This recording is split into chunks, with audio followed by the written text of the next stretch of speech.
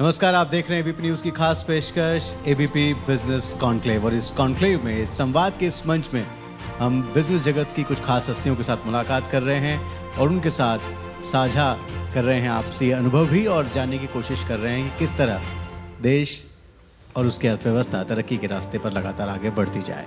तो ज़ोरदार तालियां। और वाकई बिजनेस लीडर्स की पंक्ति में जब एक महिला आती है तो देश को बहुत उम्मीद जगती है, देश बहुत उम्मीद भरी नज़रों से आपकी तरफ देख रहा है।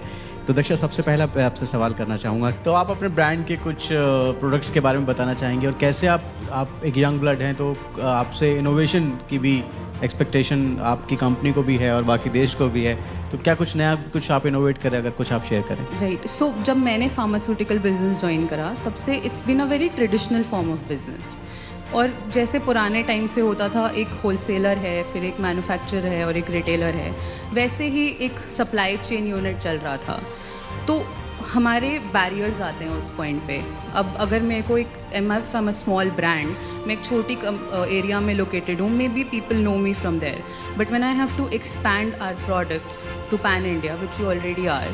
So coming to that, we have 2000 plus products and we have a lot of specialty divisions also, which includes all kinds of medicines like diabetic care, cardiac care, and also gyno care. And we've recently started with veterinary products also.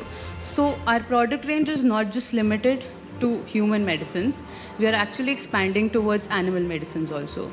So bringing those kinds of specialities is actually something जो we're looking forward. Basically providing a holistic view in medicines.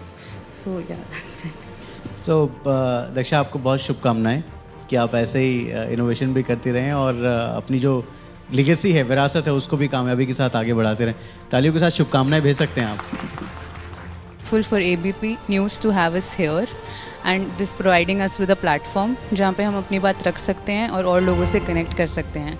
Thank you.